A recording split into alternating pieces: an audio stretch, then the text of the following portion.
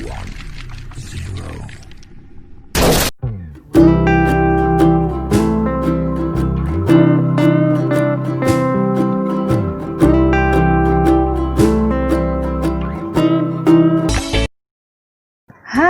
assalamualaikum warahmatullahi wabarakatuh. Selamat pagi. Apa kabar ayah bunda?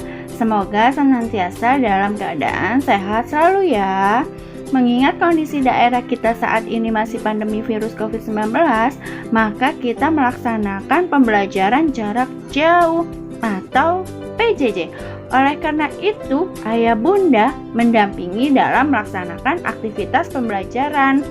Nah, jangan lupa ya, kita harus mematuhi protokol kesehatan dalam melakukan setiap aktivitas dan selalu menjaga kebersihan, lalu cuci tangan di air yang mengalir agar terhindar dari virus yang sedang melanda. Nah, yuk kita persiapkan buku tulisnya dan alat-alat sekolahnya.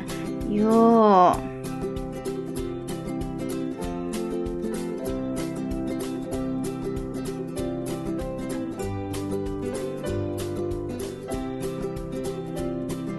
Nah, sekarang masuk kelas 4, tema 3, peduli terhadap makhluk hidup, subtema 1, hewan dan tumbuhan di lingkungan rumahku, pembelajaran 1. Sebelum dimulai, bismillahirrahmanirrahim. Sebagian besar masyarakat Indonesia mengkonsumsi nasi sebagai bahan makanan pokok. Apakah kamu tahu bahwa nasi berasal dari beras dan beras berasal dari padi? Yuk kita simak pembelajaran ini. Nah, anak-anak sudah tahu tuh beras itu. Nah, yuk kita mengenal padi. Padi adalah tanaman yang sangat penting di Indonesia.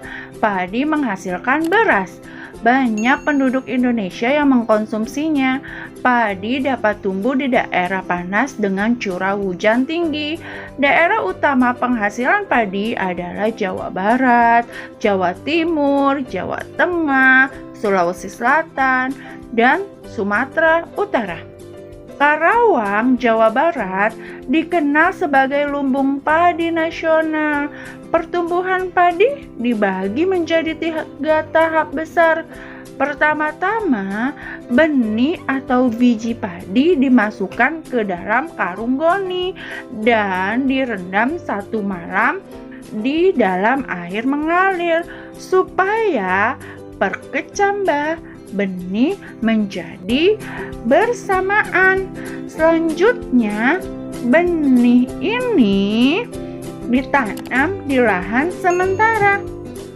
Bibit yang telah dipindah tanamkan ke sawah, biji atau benih tadi akan tumbuh berkecambah hingga muncul ke permukaan. Nah, bakal akar dan tunas menonjol keluar, lalu batangnya memanjang. Petani juga mengairi, memberi pestisida dan pupuk pada tanaman ini. Selanjutnya, tanaman padi berbunga hingga gabah matang, berkembang penuh, keras, dan berwarna kuning. Gabah adalah bulir padi yang terbungkus dalam sekam atau kulit padi. Gabah ini nantinya akan dijadikan benih lagi. Tahap pertumbuhan padi berlangsung antara 110 hari hingga 130 hari. Setelah panen padi, gabah ditumbuk dengan lesung atau digiling sehingga sekam atau kulit padi terlepas dari isinya.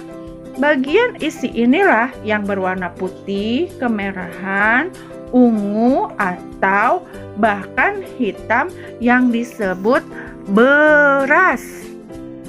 Nah, tadi kamu sudah belajar tentang padi tumbuh. Nah, Ibu ada gambar tentang diagram bagaimana padi itu tumbuh. Pertama-tama direndam 1 malam di dalam air, kemudian ditanam di lahan sementara. Kedua, biji tadi akan tumbuh, bakal akar dan tunas menonjol keluar, lalu batangnya memanjang.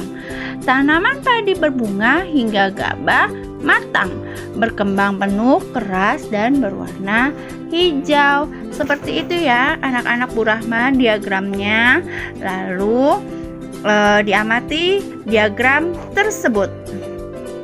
Berikut adalah beberapa cara untuk mempertahankan padi tetap dapat dinikmati oleh masyarakat Indonesia. Yang pertama, 1. Menjaga bibit agar dapat ditanam kembali. Yang kedua, menjaga lahan pertanian. Jangan sampai lahan digunakan untuk kebutuhan lainnya, misalnya dijadikan untuk mendirikan bangunan. Yang ketiga, menjaga kebersihan lingkungan sekitar. Sampah akan menyebabkan banjir. Apabila terjadi banjir, maka tanaman padi tidak akan tumbuh. Nah, seperti itu ya anak-anak ya. Yang keempat, saluran air dijaga agar tetap mengalir. Yang kelima, penggunaan beras yang tidak berlebihan. Jumlah penduduk yang meningkat akan meningkatkan kebutuhan yang besar terhadap padi.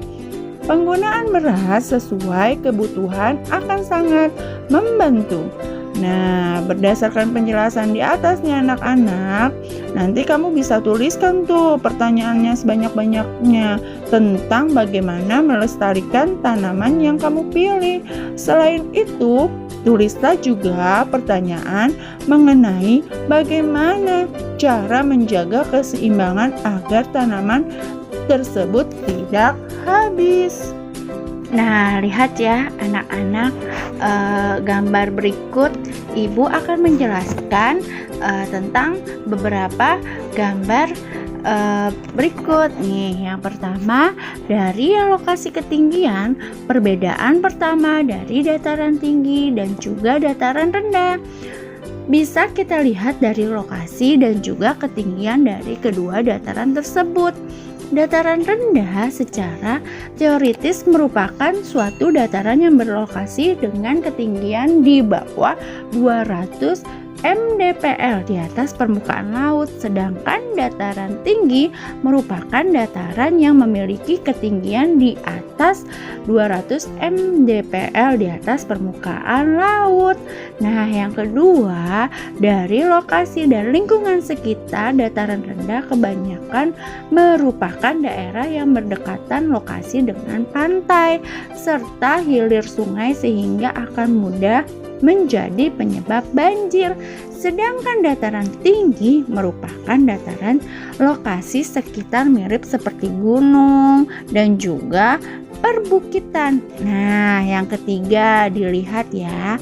Dari sisi ekonomi dan sosial, ekonomi pada dataran rendah lebih menjanjikan ketimbang dataran tinggi, terutama faktor pembangunan ekonomi yang menyangkut kegiatan industri, perkantoran dan juga bisnis komersil. Lokasi dataran rendah yang kontur tanahnya datar dan rata membuat pembangunan gedung dan juga industri menjadi mudah. Nah, tadi penjelasan tentang gambar tersebut ya. Nah, lihat, bacalah teks berikut dan isilah tabelnya nanti. Nih, dengerin Bu Rahma ya. Pantai adalah daerah yang berbatasan langsung dengan laut. Pantai ada yang landai. Landai itu tidak terlalu dalam ya anak-anak ya. Dan ada pula yang terjal. Pantai yang landai biasanya digunakan untuk objek wisata. Nah, yang kedua, dataran tinggi. Dataran tinggi adalah permukaan bumi yang ketinggiannya 500 meter di atas permukaan laut. Dataran tinggi biasanya dimanfaatkan untuk peristirahatan, objek wisata, dan usaha perkebunan. Sedangkan dataran rendah nih anak-anak, yang ketiga adalah permukaan bumi yang datarannya dengan ketinggian kurang dari 200 meter. dari atas permukaan laut. Pada umumnya, dataran rendah berada di sekitar pesisir pantai. Dataran rendah banyak digunakan untuk berbagai keperluan, di antaranya pertanian, peternakan, perumahan, dan industri, serta beberapa jenis kegiatan perkebunan seperti perkebunan kelapa dan tebu. Nah, cukup sekian ya anak-anak ya penjelasan dari Bu Rahma. Nah, kerjakan tugas berikut ini.